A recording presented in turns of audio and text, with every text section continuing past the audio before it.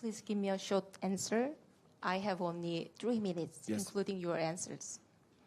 자, 아직 최종 조사 결과는 발표되지 않았는데 벤츠 차량에서 난 화재로 인해서 청라 주민들은 이재민이 되는 엄청난 고통을 겪고 있고 같은 차종의 벤츠 전기차 오너들은 기피와 혐오 대상이 되고 있고 중고차 시세는 엄청나게 떨어지고 있고 대한민국 전기차 보급 정책은 매우 큰 위기를 맞고 있습니다. 이번 사태에 대해서 만약 사과할 의사가 있다면 이 자리를 빌어서 한 말씀 해주시면 좋겠습니다. 자, 통역하세요. The cause of the fire has not been determined, and the victims are now displaced, and the EV owners of the same model are now avoided and looked at as villains, and the second-hand prices of EVs are plummeting, and the Korean government policy and the EVs has faced crisis. So, are you willing to issue an apology? If you 통역. take this opportunity to issue an apology. 저 통역하시는 분 있잖아요. 가능하시면 마이크를 사용해 주셔야 저 의미가 전달되는지 조금은 알아듣거든요, 영어를. 그러니까 좀 해주시면 감사하겠습니다.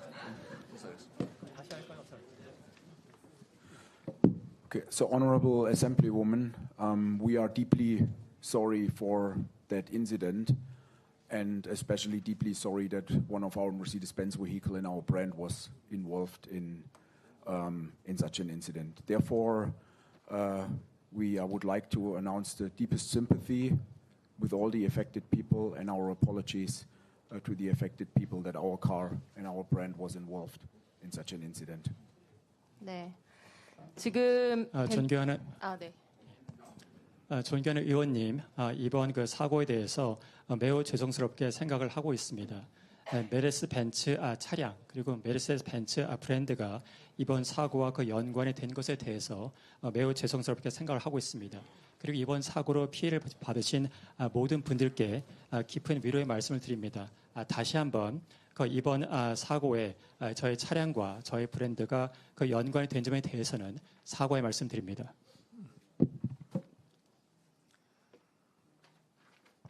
네, 벤츠가 청라 피해 주민들에게 45억 원을 지원하겠다고 밝혔고 필요하면 추가 지원도 하겠다고 했는데요. 화재 원인이 벤츠의 제조 결함으로 확인이 된다면 45억이 아니라 그 2배든 3배든 필요한 보상을 할 예정입니까? Mercedes-Benz has offered 4.5 billion Korean won to those affected by the Cheongna fire. And Mercedes-Benz also pledged that if necessary, it is willing to provide additional support if the cause of the fire was determined was due to the defect involving the EV. Is Mercedes-Benz prepared to provide a lot more compensation, like twice or 3 times the previous compensation? Yes. Honorable Assemblywoman, please understand the 4.5 billion was never seen as compensation. This was seen for humanitarian support, and as the investigation is currently still ongoing, we all fully support, and especially my company is fully supporting also the investigation. We will, once the outcome is clear, Please be brief. also will take our due responsibility once the circumstances are clear. 존경하는 의원님, 저희가 지원을 약속한 그 45억 원은 보상이 아닌 인도적 차원의 그 지원으로서 제안을 드렸다는 말씀을 드리고 싶습니다. 현재 그 조사가 진행 중인 것으로 알고 있고 저희 회사는 해당되는 그 조사에 전폭적으로 그 지원을 하고 있습니다. 조사 결과가 나오고 상황이 명확해지는 대로 합당한 책임을 지도록 하겠습니다. EQE 350 플러스 차량 차주들이 지금 소송까지 준비하고 있는 상황입니다. 벤츠 본사의 부사장이 EQE에 탑재되는 배터리셀이 CATL에서 공급된다라고 인터뷰를 해서 그렇게 믿고 1억 원이 넘는 차를 산 것인데 지금 이 평판 리스크, 벤츠 전기차가 위험하다라고 하는 평판 리스크 때문에 중고차 가격이 40% 이상 하락한 상황입니다. 근데 벤츠는 이분들한테 사과를 하는 게 아니라 고객님 감사합니다라고 하면서 30만 원 바우처를 주겠다는 레터를 보냈다고 하더라고요. 이분들은 더 화가 나고 있는 상황이라고 합니다. 이 평판 저하만으로도 지금 중고차 시세가 매우 하락하는 손해가 발생하고 있는 상황인데 벤츠를 믿고 차를 구매한 고객들에게 이렇게 소송까지 하도록 방치할 것이 아니라 리콜이든 저는 이게 사기나 기망에 의한 배터리 정보 어떤 오류라고 한다면 리펀드도 환불도 필요한 상황이라고 생각하는데 그런 조치를 해서 벤츠의 브랜드 신뢰를 회복해야 되는 것이 아닌지 이 차주 오너들에게 어떤 보상과 어떤 조치를 취할 것인지 답변해 주십시오. 통역 가능하겠어요? 내용이 많은데. Owners of the EQE 350 Plus are preparing to file a lawsuit, and the VP of Mercedes-Benz once said that battery cells of CATL would only be supplied for EQE models. And under that belief, these owners trusted and purchased EVs from Mercedes-Benz.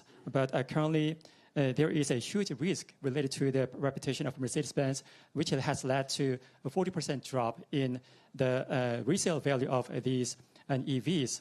Instead of issuing an apology, Mercedes-Benz simply offered to provide 300,000 won voucher to these EV owners, which has made these EV owners a lot more upset.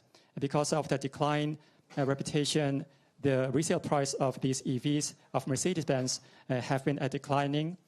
So instead of trying to deal with these owners at a court, as these owners trusted and purchased Mercedes-Benz vehicles, and I think Mercedes-Benz should do more to restore trust in a brand. For example, providing refund for these owners for their vehicle. So do you have any plans on how to provide compensation to these aggrieved owners? Honorable Assemblywoman, please allow me also to state that this 300,000 voucher was not only made to the EQE customers, but we made them to all EV drivers as a matter of customer services, not as a matter of compensation. To your other question,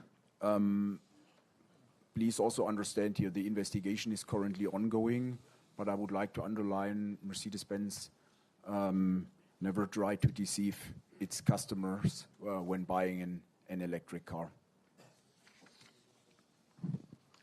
존경하는 의원님, 저희가 제공을 약속한 그 30만 원의 그 바우처는 비단 EQE 고객들뿐만 아니라 벤츠의 모든 그 전기차 고객들을 대상으로 해서 저희가 그 제안을 한 것이고, 이건 역시 그 보상 차원이 아니라 고객 서비스의 차원에서 제공을 해드리기로 제안을 해드렸던 것입니다. 그리고 의원님의 그 다른 질문 같은 경우에는 현재 조사가 그 진행 중인 관계에 있지만 메르세데스 벤츠는 결코 전기차를 구매하려는 고객들에 대해서 기망을 하려는 의도가 전혀 없었다는 점을 분명히 말씀드립니다.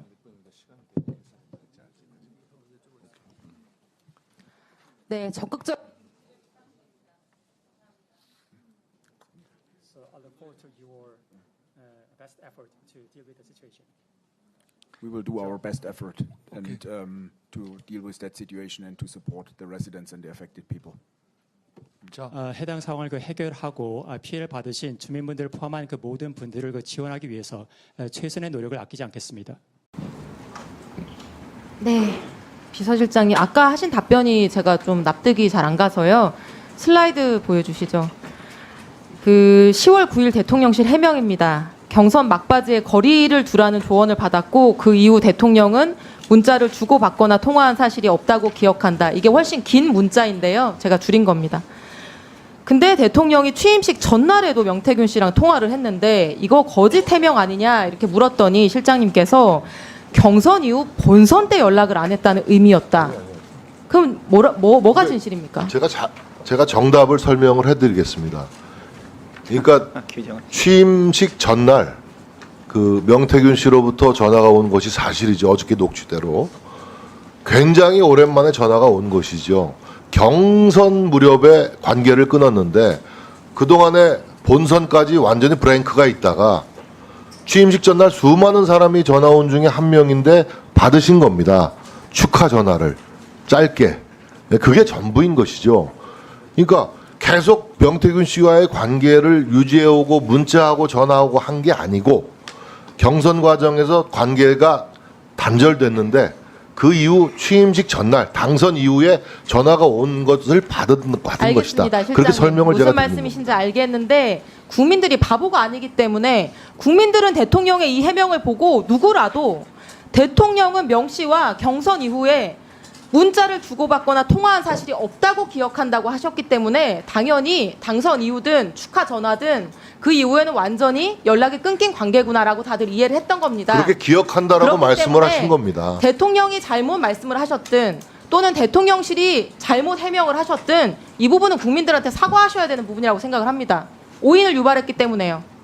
글쎄요, 뭐 제가 그 사과할 일인지 여부는 좀 생각할 시간을 주십시오. 네, 일단 사과할 사과. 정도의 문제가 아니다. 왜냐하면 충분히 제가 이해할 수 있도록 설명을 드렸기 때문에 그때 설명을 하셨어요. 그때 이제 대통령도 기억이 가물가물하시니까 자, 이게 몇 년 전 알겠습니다. 일을 그래서 네. 기억한다라고 서술하지 않았습니까? 네, 알겠습니다. 다음 그 기억이라는 슬라이드 게 두 분의 취임식 녹취록 전날 들어보겠습니다. 수많은 전화가 오는 걸 한 날 받은 것까지 어떻게 기억해냅니까? 네.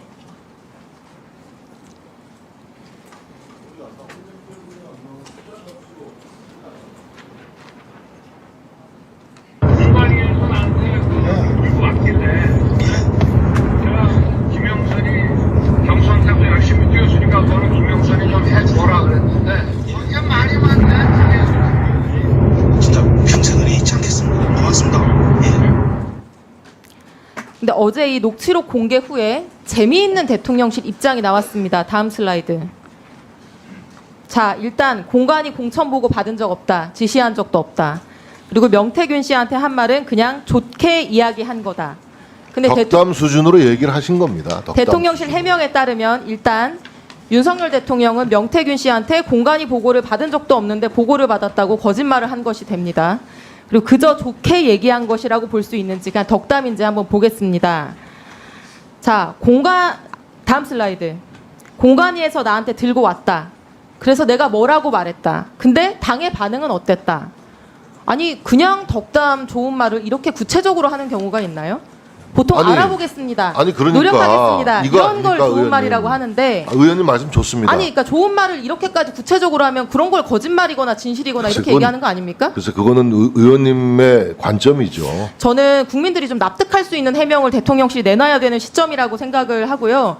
만약 이 녹취록 안에 있는 대통령 말씀이 사실이라면은 대통령은 지금 국민한테 거짓말하고 계신 거고 만약에 녹취록 내용이 뻥이면 대통령이 명태균이라는 녹취 내용을 피고에 불과한 거짓말이라고 사람에게 자꾸 단정짓고 규정짓지 거짓말까지 마십시오. 아니 지금 공천 그거는- 보고 안 받으셨다면서요. 그거는 이소영 아니, 의원님의 공천 관점이고 관리를- 주장일 아니 뿐이지. 녹취록은 사실이라면서요. 근데 거기에서 공관위에서 보고를 받았다.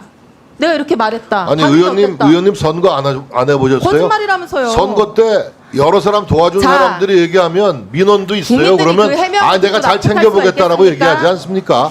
자, 그런 다음 정도의 슬라이드. 덕담입니다. 자, 김건희 여사와 명태균 씨 사이의 카톡입니다. 철없이 떠드는 우리 오빠 용서해 주세요. 무식하면 원래 그래요. 지가 뭘 안다고. 저는 명 선생님께 완전히 의지하는 상황이고 명 선생님의 식견이 가장 탁월하다고 장담합니다. 해결할 유일한 분이고요.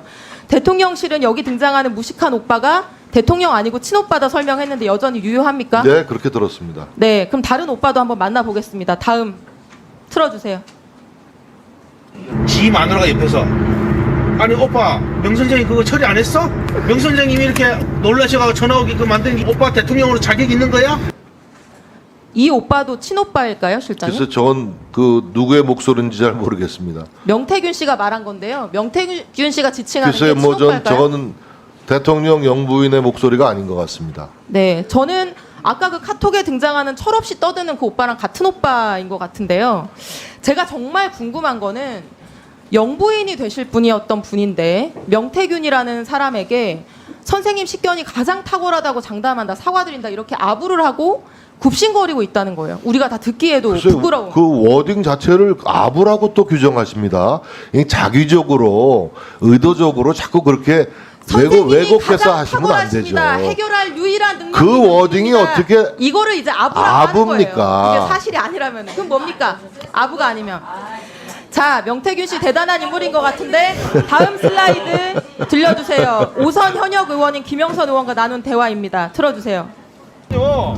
대통령이 알아서 하겠다 하는데 왜 그래요? 오늘 대통령입니까?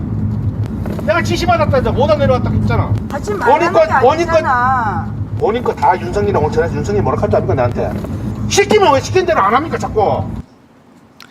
자, 김영선 의원 당시에 막 선거 당선된 5선 현역 의원, 지금 국회의장과 선수가 같습니다. 명태균 씨는 정치나 행정의 기준으로 보면은 아무것도 아닌 분이죠. 근데 5선 의원한테 소리를 치고 왜 시키는 대로 안 하냐. 이 음성 시간 관계상 들려드리지 못한 부분에 권력을 쥔 김건희한테 딱 붙어야 육선한다 훈계를 하고 잡소리 하지 말라고 면박까지 줍니다. 요즘 알바생한테도 이렇게 할 수 없는 거거든요. 글쎄요, 뭐 명태균 씨는 제가 언론에 보니까 여야의 많은 유명 조금 정치인들과 이따 사전에 답변하시고요. 교류가 있었던 분이더군요. 네, 마지막 슬라이드 보여주세요. 네. 제가 보여드린 이 세 개의 녹취와 카톡 안에서의 권력 서열입니다. 등장인물은 4분이고요. 제일 밑에는 5선 국회의원 김영선이 있습니다. 그 위에는 김영선보다 세지만 아내에게 구박받고 밥하는 대통령이 있고요. 그 위에는 김건희 여사가 있지만 그 위에는 이분들이 아부하고 거짓말까지 해서 기분 맞춰주는 명태균 씨가 있습니다. 이런 관계가 어떻게 가능할까요, 국장님? 너무 어려운 질문이라 답변하기가 어렵습니다. 답변할 말씀이 없으신 거겠죠? 일방적인 주장, 음해성 문제 제기에는 답변할 수가 없습니다. 여기 무슨 일방적인 주장과 음해가 있습니까? 이상입니다. 예, 이소영 의원님 수고하셨습니다. 다음은 존경하는 님, 그 서울 양평 고속도로 대통령 처가 특혜 의혹 오전에 답변하시면서 특혜 의혹은 전혀 없다는 신념을 가지고 있다 이렇게 말씀을 하셨습니다. 네. 신념을 가지실 정도면은 충분히 사실관계 숙지하고 검토하셨다는 의미겠죠? 네, 그렇습니다. 네. 장관님 취임 전의 일이어서 제가 당시 도로국장님께 이걸 여쭤보려고 했었는데 자세히 보셨다고 하니 장관님께 질문을 먼저 드리겠습니다. 네. 네. 청장님도 발언 때 같이 계시면 되겠습니다. 자, 슬라이드 보여주시면요. 오래된 일이니까 좀 기억을 상기해 보겠습니다. 대통령 처가는 양평군 강상면에 크게 두 덩어리의 땅을 가지고 있습니다. 하나는 중부내륙고속도로 오른편 지도에 A라고 표시된 곳인데요. 남한 강변에 있는 공흥지구처럼 개발하기 좋은 야트막한 아주 좋은 예쁜 땅입니다. 다른 하나는 지도에 B라고 표시된 부분인데 중부내륙고속도로 왼쪽에 딱 달라붙어 있는 산비탈, 가파른 땅입니다. 작년에 국토부는 이 산비탈 땅에 대해서 비탈져서 어떤 용도로도 개발이 어렵다. 그래서 고속도로 종점이 아니라 다른 할아버지가 와도 이익을 얻을 게 전혀 없다 이렇게 주장을 했습니다. 대통령 처가는 아무런 이익을 보는 게 없다. 여전히 유효합니까? 그렇게 알고 계십니까? 짧게 답변해 주시죠. 네, 그렇게 생각합니다. 네. 저도 당시에 국토부의 말을 듣고 이 산비탈 땅이 개발이 어렵겠다 이렇게 생각을 해서 예쁜 땅만 놓고 계속 질문을 했었습니다. 아파트나 호텔이 들어선다고 하면은 교통 호재로 인해서 가치 상승이 클 수 있으니까요. 근데 제가 당시에 놓친 게 있었습니다. 국토부가 얘기해 주지 않은 것. 바로 이 고속도로 종점이 한 번 변경된 것이 아니라 2번 변경됐다는 점이었습니다.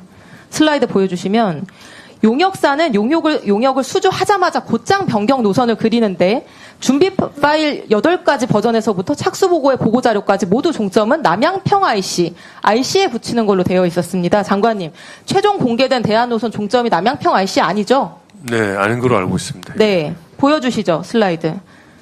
근데 착수보고 28일 후에 갑자기 종점이 한 번 더 바뀝니다. 남양평 IC보다 한 1.3km 위에 있는 새로운 지점입니다. 대안 1이라고 되어 있는 파란색 노선인데요. 이게 최종적으로 발표된 대안입니다. 이 대안의 종점 부분 확대해서 보겠습니다. 다음 슬라이드. 종점의 램프 부분이 정확하게 대통령 처가 소유의 산비탈 땅과 겹치게 되어 있습니다. 갑자기 IC에 직접 붙이는 안이 폐기되고 대통령 처가 땅에 마치 자를 대고 이은 것처럼 정확히 자로 잰 듯이 연결이 됩니다. 장관님, 이렇게 되면 대통령 처가는 토지 보상을 받게 되는 건가요? 뭐 노선 내용에 따라서는 그럴 가능성이 있을 것 같습니다. 이 사실 알고 계셨습니까? 오늘 처음 합니다. 예. 이런 것도 검토를 안 해보시고 신념까지 말씀하신 거예요? 그러면 이 산비탈 땅에 고속도로 할아버지 생겨도 대통령 처가는 전혀 이익 볼 게 없다 이렇게 얘기했던 국토부 답변은 거짓말인 거죠? 저 이번에 알았습니다. 이게 제가 속은 거라는 거를. 청장님, 이거 거짓말이었죠? 서울지방국토관리청장입니다. 답변 드리겠습니다. 저기에 그 JCT에 붙는 땅은 짧게 얘기해 주시죠. 저 땅은 실질적으로 이제 일부 편입되는 부분에 대해서 보상이 될 수 있는데 그 당시에는 저희가 알기로는 그 이게 누구 땅인지 이런 부분들은 전혀 알지 못했습니다. 그러니까 이 논란이 됐을 때 이 얘기는 한마디도 안 하셨습니다. 자, 청장님. 고속도로랑 겹치는 토지뿐만 아니라 붙어있는 나머지 땅도 같이 수용해달라고 할 수 있죠. 토지보상법에 따라서. 맞습니까? 예스 월 노로 짧게. 붙어있는 모든 땅을 할 수는 없는 거고요. 일부 청장님, 좀 이따 길게 얘기하시고요. 이게, 설마, 대통령 장모랑 그 천안되시는 분들 이런 토지 보상금까지 노리고 움직였을까 이렇게 의구심이 드실 수 있을 거라고 생각을 합니다. 제 합리적 정황을 알려드리겠습니다. 다음 슬라이드. 이 사진은 작년 7월 특혜 의혹 당시에 처가 소유 산비탈 땅에서 키우고 있던 흑염소와 칠면조입니다. 당시 뉴스에도 나온 사진입니다.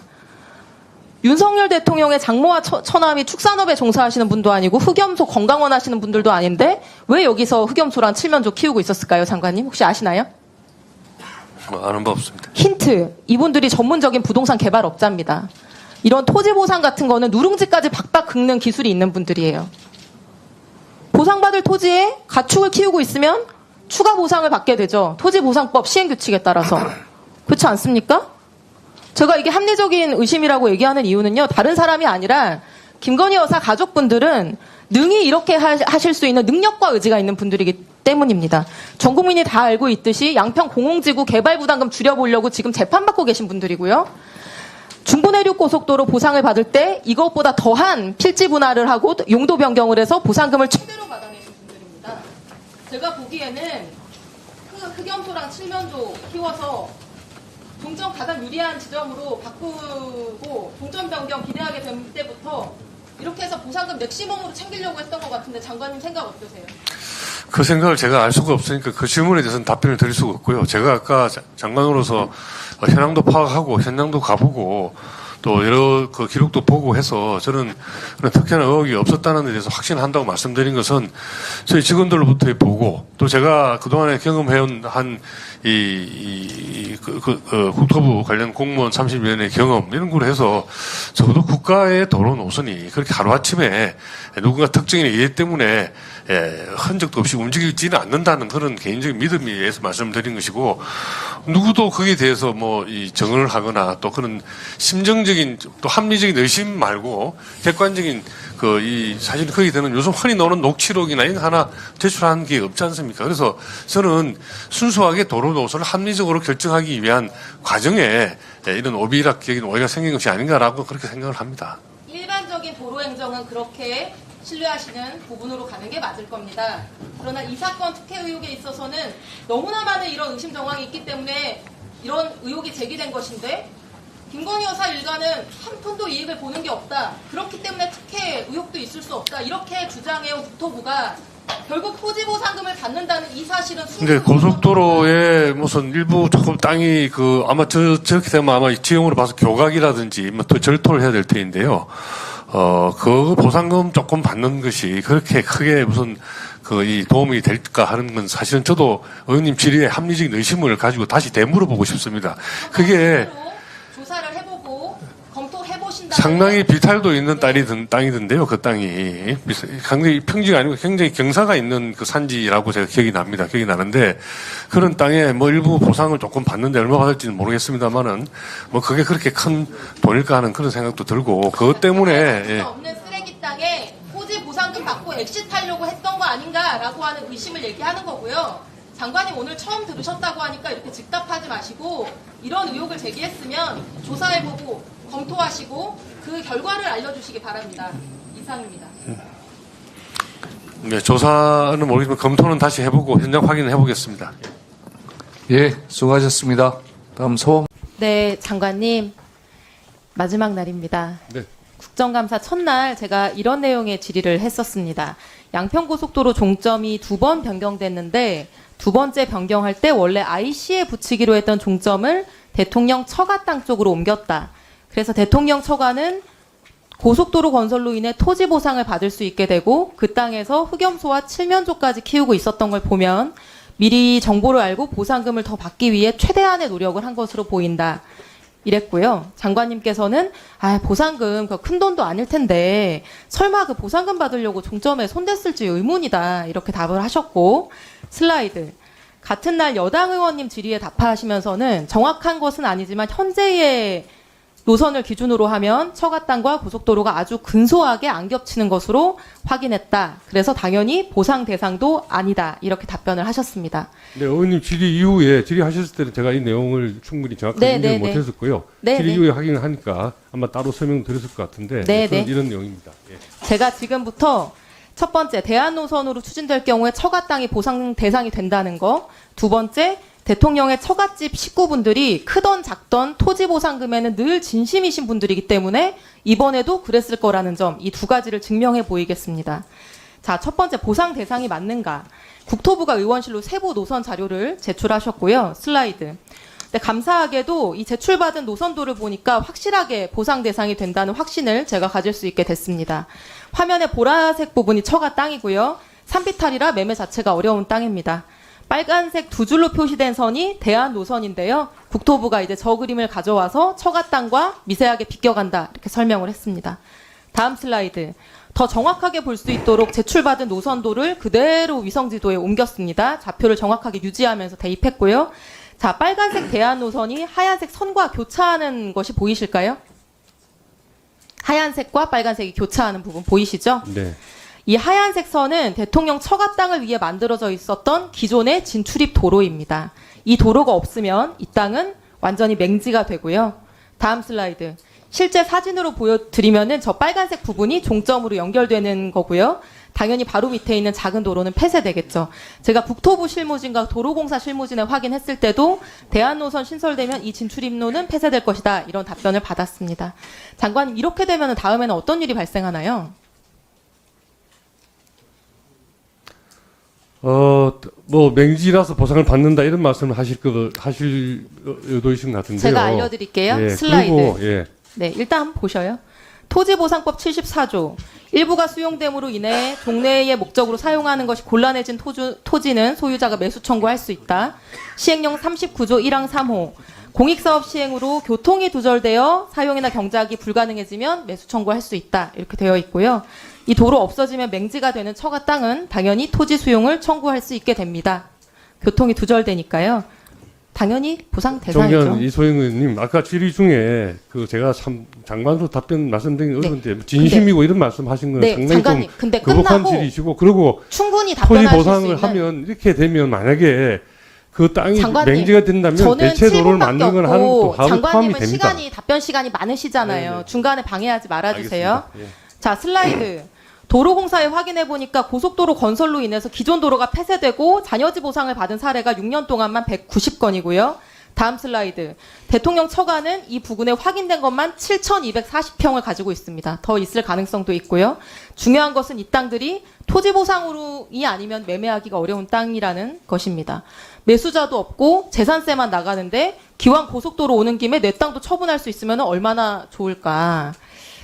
그래서 보상을 노리고 종점을 여기로 붙였다는 거에 증거는 지난번에 보여드린 흑염소와 칠면조인데요. 다음 슬라이드. 이번에 가보니까 여기서 양봉도 하고 있었습니다. 사진에 보이는 게 양봉통이고요. 흑염소, 칠면조, 꿀벌 이 세 가지 동물의 공통점이 뭔지 아십니까?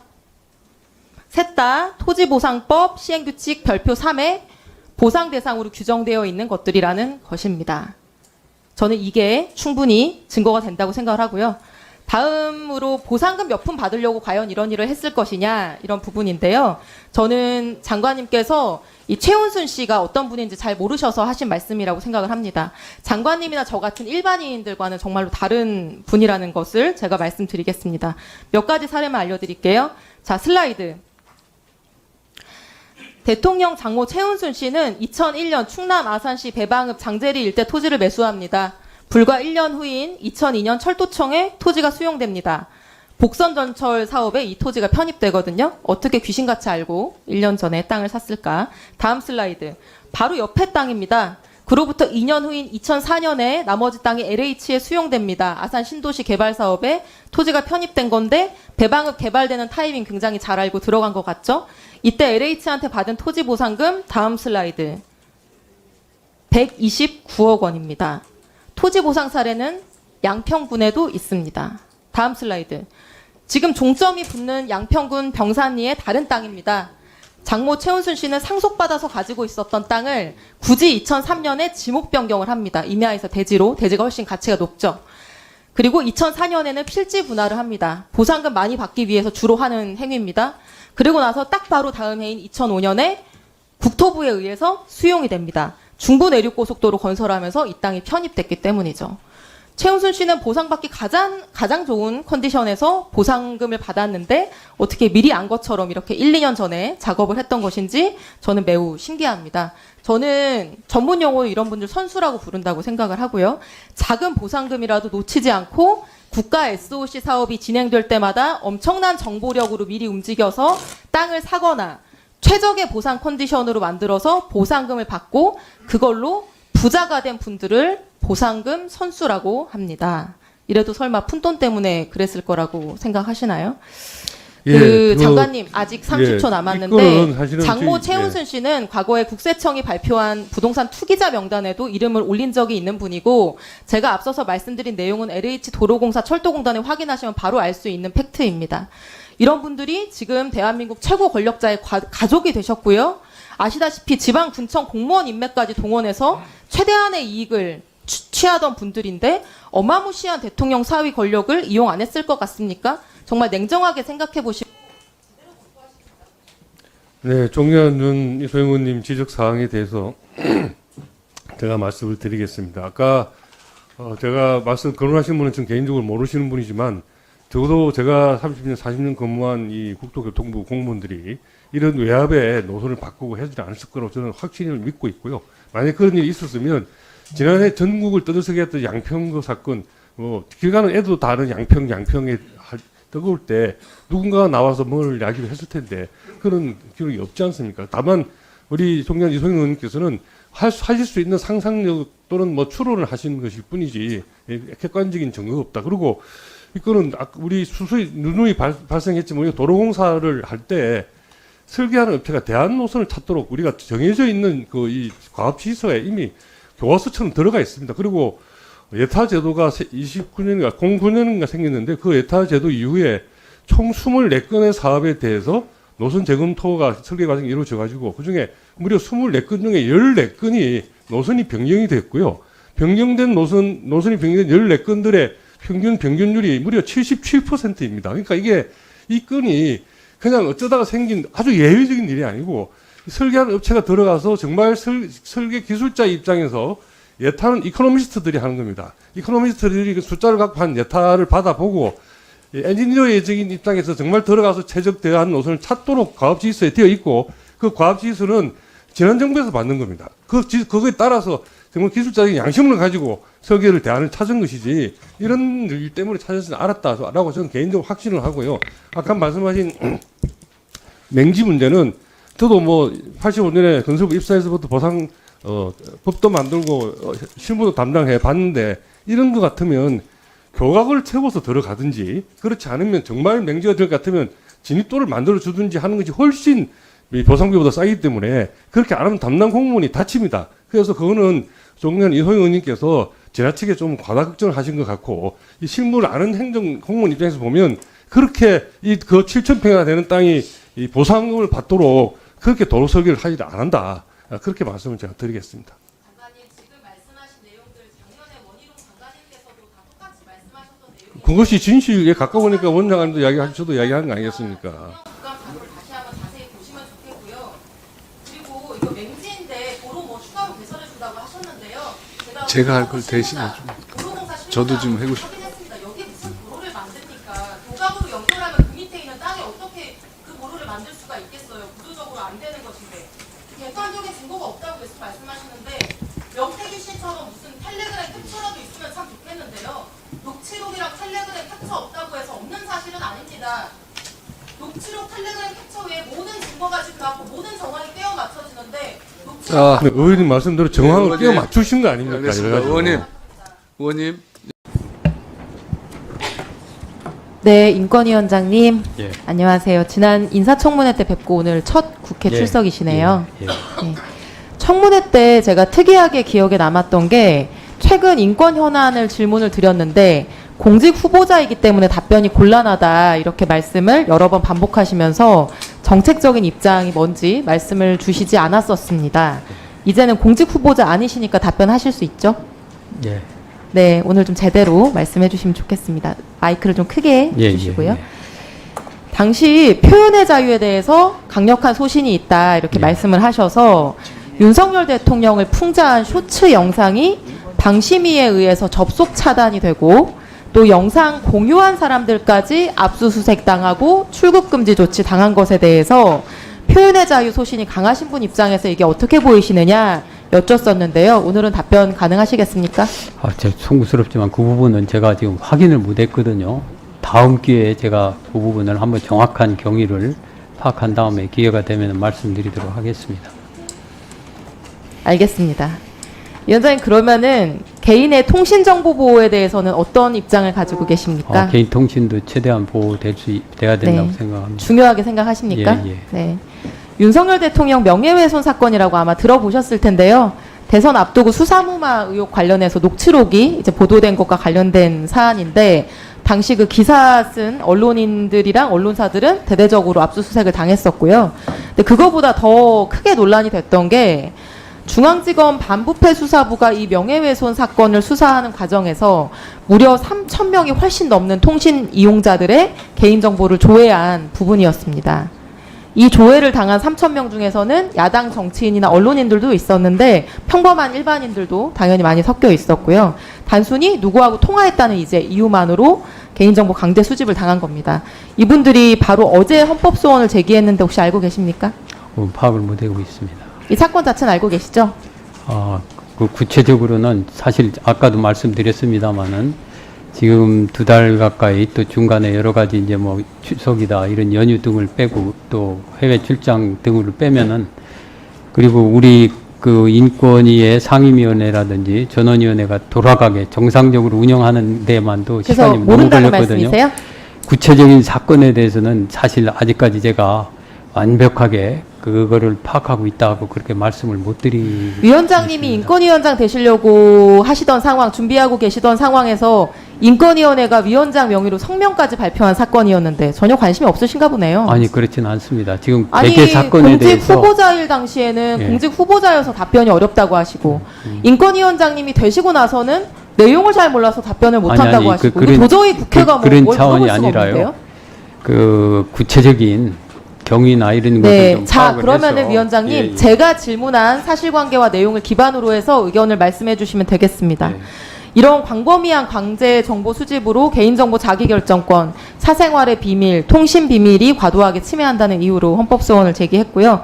위원장님, 기본권 침해 관점에서 어떻습니까? 이렇게 그 대통령에 대한 명예훼손 사건을 수사하기 위해서 아무런 그 사건하고 관련 없는 단순히 간접 통화를 했다는 이유만으로 3,000명의 이름과 주소와 주민등록번호를 검찰이 수집하는 게 인권적 측면에서 옳습니까? 여하튼 기본권 침해는 기본권 제한이죠. 기본권 제한은 원칙적으로 최소화돼야 된다.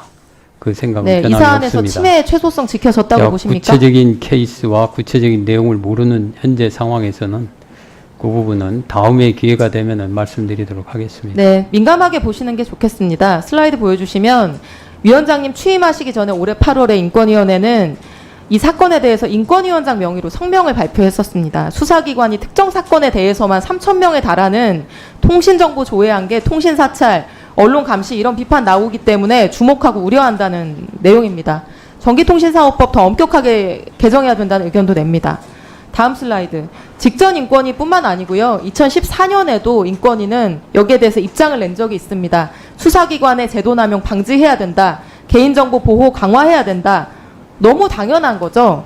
공권력 행사에 의해서 개인의 사생활 비밀, 자기결정권 침해되는지 면밀하게 살펴보는 게 인권위의 역할인 거고 적어도 인권위가 수사기관보다는 이런 문제에 더 민감해야 되는 거 아니겠습니까? 그렇죠? 예, 동의합니다. 그게 인권위의 존재의 이유니까요. 동의합니다. 위원장님 지금 뭐 다 모르신다고 하니까 제가 더 질문을 제가 이어가기가 어려운데요. 다 모른다는 게 아니라 구체적으로 상황 뭐 개괄적인 내용이야 파악을 하고 있지만요. 우리 국민들의 인권이 침해되고 있는 현안들에 대해서는 기본적으로 파악하실 의무가 당연히 있죠. 그런데 지금 현안이 그런 거를 처리하는 게 너무 많았습니다. 아마 우리 직원분들도 아까 어떤 분의 말씀도 있었습니다마는 그 정말 바쁘게 지냈습니다. 하루에 수십 건씩 제가 상황 보고를 받고 그런데 이런 거 개개 구체적인 사건에 대해서는 아직까지 구체적인 보고를 제가 받지를 못했습니다. 네, 수고하셨습니다. 다음으로 존경하는 박성준 간사님 질의해 주시기 바랍니다.